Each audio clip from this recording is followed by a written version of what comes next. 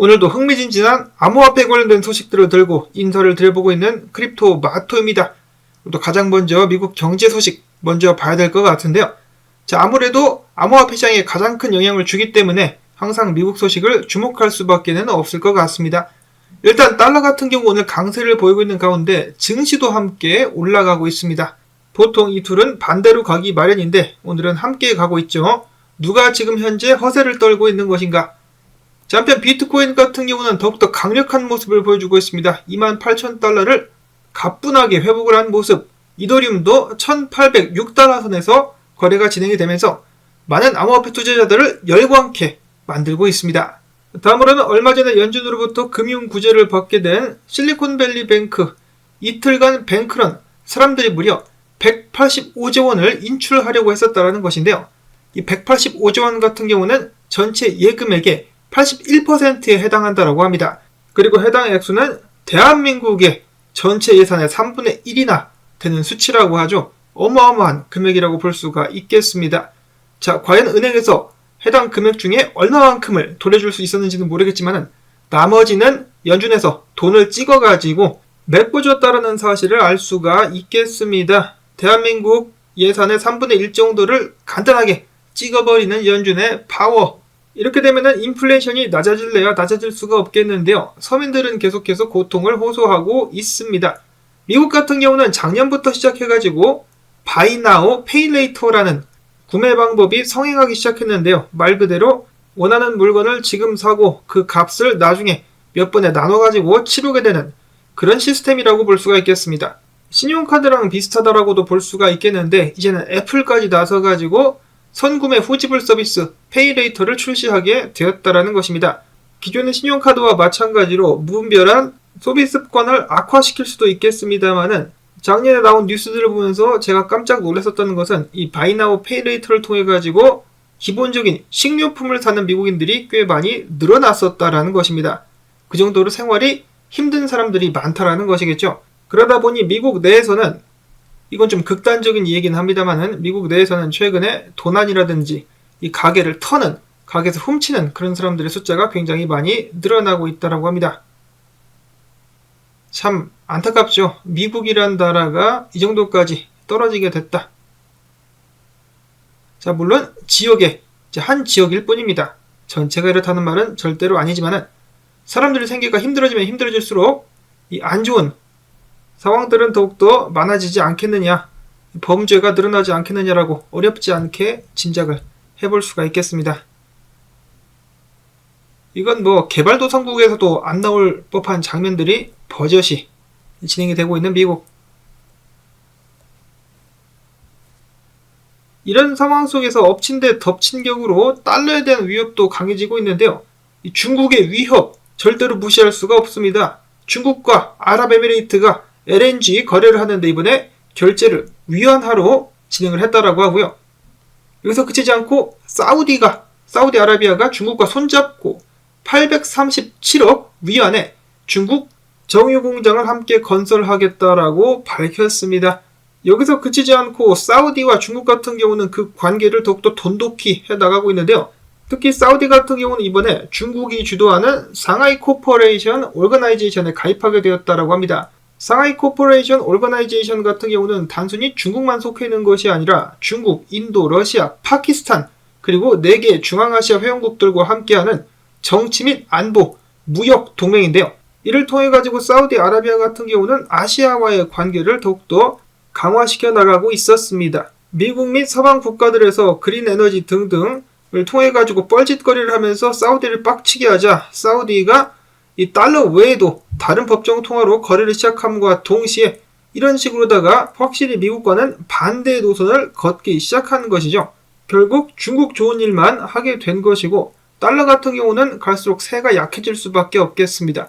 근데 미국 같은 경우는 아직도 뻘짓거리를 하고 있는 것이 이런 상황 속에서 암호화폐 조직에 집중을 하는가 하면은 미국 내에서도 많은 논란이 되고 있는 이 사람의 성별이 있지 않습니까? 미국에서는 남녀 외에 세 번째 성별이 있다. 그 외에 트랜스젠더라든지 그런 쪽에 힘을 실어주고 집중하고 있는 모습이 보여지고 있습니다. 참 어이가 없죠. 나라가 왜 이렇게 됐을까? 아무튼 간에 SEC와 미국 정부기관들 같은 경우는 계속해서 암호화폐 업계를 꽉꽉 쥐어짜고 있습니다. 이번엔 SEC가 거래소 빅시를 상대로 기소를 하자 빅시 같은 경우는 바로 또 운영 중단을 선언했다라고 합니다. 기소 내용을 보면은 이 빅시라는 거래소 창업자가 굉장히 나쁜 놈처럼 묘사가 되어 있는데요. 뭐 나쁜 놈이라면 기소당할 만하지만은 지금 딱 시기를 보면은 얘가 나쁜 놈이라서 잡는 것이 아니라 그냥 암호화폐 때를 잡는 과정 속에서 걸려든 것 같다라는 생각이 듭니다.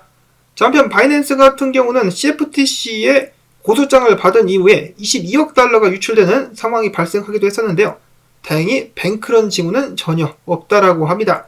그런가 하면은 미국 외 다른 나라 언론들에서도 바이낸스를 까기 시작했는데 영국 파이낸셜 타임즈 같은 경우는 최근에 기사를 내면서 이야기하기를 바이낸스가 2017년 중국을 떠났다라고 주장했지만은 그 후에도 중국과 연결고리를 유지해왔으며 이를 은폐해왔었다라고 바이낸스를 추궁하기도 했었습니다. 그들의 말에 따르면은 2017년도에 중국을 떠났다라고 주장한 것과는 달리 바이낸스는 적어도 2019년 말까지 중국에서 사무실을 운영했으며 일부 직원의 급여직을 위해서 중국 현지은행 한 곳을 활용하기도 했었다. 또한 바이낸스는 VPN 등의 소프트웨어를 사용해가지고 중국 현지 직원의 위치 노출을 숨기기까지 했었다라면서 지속적으로다가 바이낸스와 중국을 계속해서 한데 묶으려고 노력하는 모습이 보여지고 있었습니다. 자, 정말로 그랬는지 아니었는지는 저희는 모르죠. 일단 그들이 이렇게 주장을 하고 있다는 것인데 영국 같은 경우도 최근에 이 수상이 나와가지고 총리가 나와가지고 본격적으로 반중 발언을 하는 등 미국과 함께 중국 때리기에 나선 것으로 알려져 있는데요. 바이낸스까지 이제 한 번에 엮여가지고 공격을 많이 받고 있습니다. 그런가 하면 국내에서도 바이낸스 논란이 나오고 있다.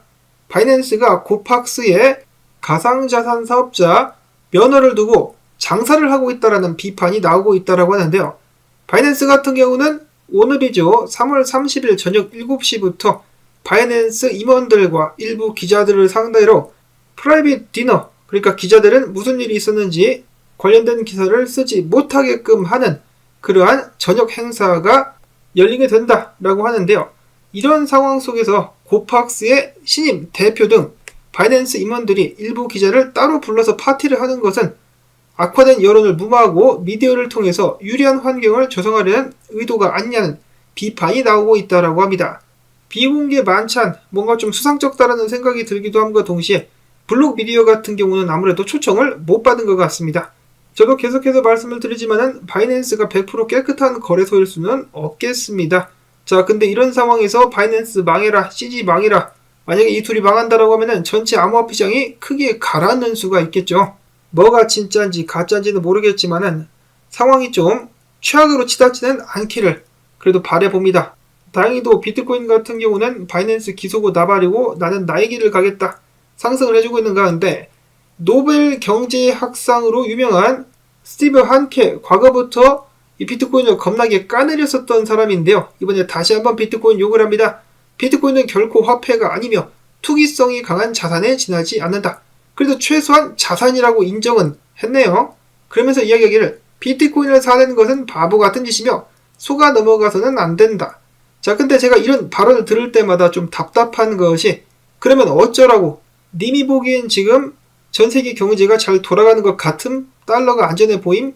인플레이션이 정점을 찍었다라고 하는데 미국 정부 지출 보면은 그런 것 같지 않기도 한데 불안한 상황 속에서 뭐 어떻게 해야 되는지 해결책은 알려주지 않으면서 계속해서 비트코인만 까재끼고 있다. 그리고 감히 말씀을 드리자면은 노벨 경제학상 이번에 버냉키가 받았죠. 벤 버냉키 돈 찍어가지고 막 풀어가지고 경제위기 넘겼다라면서 노벨 경제학상을 받았습니다. 그런 거 보면 참네. 이 노벨 경제학상도 옛날 얘기가 아닌가라는 생각이 들 정도인데요.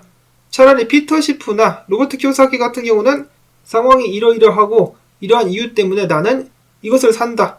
이렇게 대처하라. 본인의 의견이라도 이야기를 하는데 말이죠. 자, 아무튼 부자 아빠 로버트 키요사키 같은 경우는 비트코인 가격이 더 오르기 전에 매수를 하라. 인플레이션은 일시적인 것이 아니라 시스템적인 것이다. 추가 인플레이션이 발생하기 전에 비트코인을 매수하라라고 전했다라고 합니다. 특히 달러가 무너지게 된다라면 자산 쪽으로다가 엄청난 부가 이동하게 될 것이다. 지금 앞에서 보셨다시피 달러는 흔들흔들 조금씩 힘이 눈에 띄게 약해져 가고 있습니다. 이런 상황 속에서 미국의 자산운용사 모건 크릭 캐피탈의 CEO, 비트코인 매니아인 마크 유스코 같은 경우는 비트코인의 80%는 미국 외 지역에서 보유가 되고 있다. 즉 미국이 비트코인 시장에 뛰어들지 않더라도 전혀 비트코인이 성장해 나가는 데는 문제가 없을 것이다. 특히 법정화폐 가치가 급락하고 있는 나이지리아, 터키, 아르헨티나, 베네수엘라 등 국가에서는 금과 비트코인 등의 자산의 가치가 더욱더 올라가고 있다. 로버트 키요사키랑 똑같은 이야기를 하면서 앞으로 미래에 암호화폐가 더욱더 광범위하게 사용되게 될 것이다 라고 주장을 했습니다. 다음으로는 스위스의 고급 차량 딜러인 뉴모터스가 비트코인 지불을 받기 시작했다라는 짜투리 소식이 나왔었고요. 다음으로는 이어서 심란한 상황들이 지속되고 있는 가운데 비트코인 거래소로부터 유출이 급증했다라고 합니다. 바이낸스뿐만 아니라 코인베이스에서도 상당한 비트코인이 빠져나갔었다라고 하는데요. 지난 7일 동안 23,000개 거래소에서 많은 양의 비트코인이 빠져나갔다라고 합니다. 이런 상황 속에서 블룸버그 수석 전략 분석가인 마이크 맥클론 같은 경우는 최근 인터뷰에서 내년 2024년도에 경기 침체가 심화되게 된다면 비트코인의 상승 가능성은 더욱더 커질 수 있을 것이다. S&P 500이 새로운 저점을 찍고 3,000포인트를 향한다면 비트코인 가격은 2만 달러 아래로는 떨어지지 않을 것이다. 만약 중요한 시그널이 나타난다면 내년에 10만 달러까지 상승할 가능성도 있다라고 덧붙였습니다. 한마디로 경기 침체가 심화되게 된다면 비트코인 가격이 떨어졌다가 오를 것이다 라고 보고 있는 것이죠. 내년에 비트코인 반감기가 우리들을 기다리고 있습니다. 10만 달러 충분히 갈 수 있으리라 믿어보며 다음으로는 비트코인 채굴 해시레이트인데요. 계속해서 전고를 뚫고 올라가고 있습니다. 그만큼 비트코인에 대한 채굴자들의 믿음이 강력하다라는 것을 엿볼 수가 있겠고요. 자, 그 다음에는 미국 증시는 좀 힘이 없어 보이긴 하는데 이렇게 떨어질 수도 있겠다는 예측을 하고 있는 저스틴 베넷 분석가. 지금 현재 비트코인 같은 경우는 28,900달러 그리고 29,200달러 선까지 해가지고 그 자리에서 쇼치고 있는 사람들이 많기 때문에 그 자리까지 확 들어 올려가지고 청산시키러 올라가게 될 수 있다라고 이야기를 했습니다. 즉 29,200달러가 강력한 저항으로 작용할 수가 있다. 그 자리를 뚫지 못하고 결국 올라갔다가 떨어지게 될 것이다 라고 예측을 하고 있는 것인데요. 다른 분석들도 비슷합니다. 비슷한 의견을 가지고 29,200달러까지 올라가서 쇼쟁이들 뚝배기를 깬 다음에 다시 떨어지게 될 것이다. 이런 식으로 트레이딩을 하겠다라고 또 다른 분석가도 이야기를 하기도 했었습니다. 즉 29,200달러가 일봉 저항이기 때문에 한 번에 뚫지는 못할 것이다 라고 예측을 하고 있다라는 것이겠죠. 이 구간에서 와리가리 하는 사이에 롱과 숏을 고루고루 먹고 있다. 이런 식으로 분석을 하는 분석가들이 있었는데 자, 그런가 하면 비트코인의 최근 수요가 예사롭지 않다.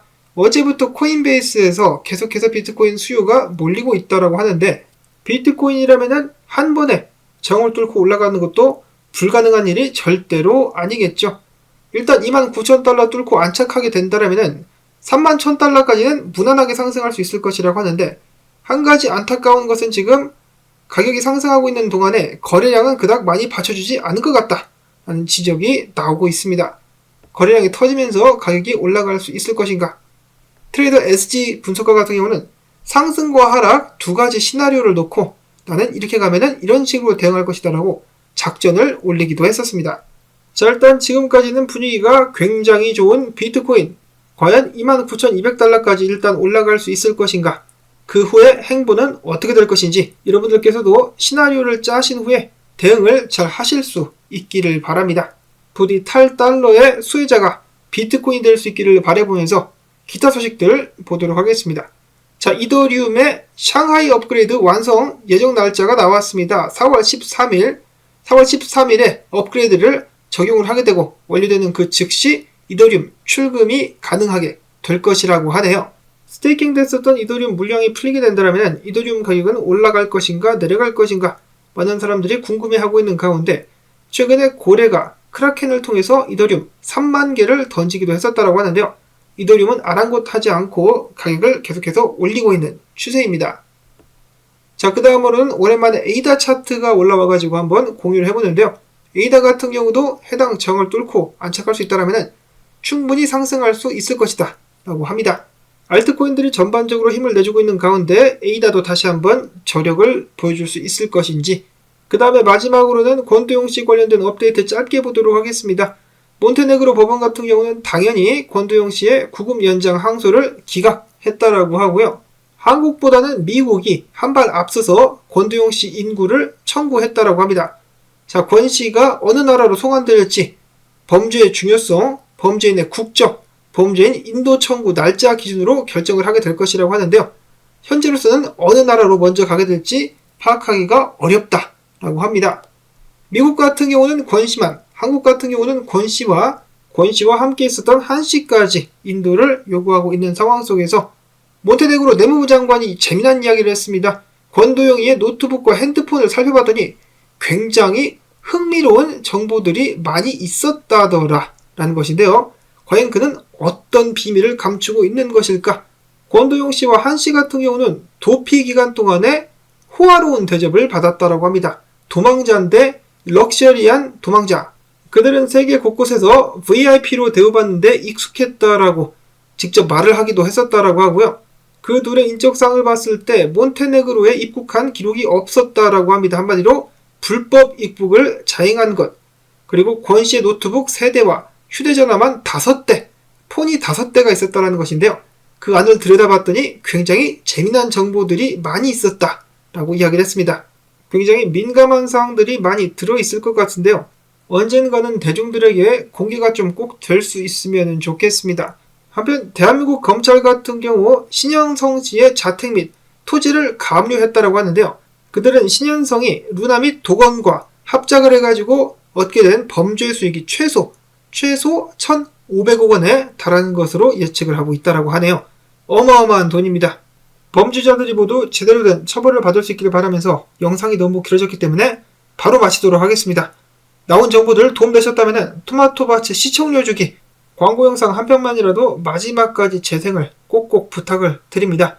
여러분들의 도움이 있어야만 저도 계속해서 열심히 방송을 할 수가 있겠죠. 자, 그러면 저는 다음에 새로운 소식 가지고 인사를 드리도록 하겠습니다. 안녕히 계십시오.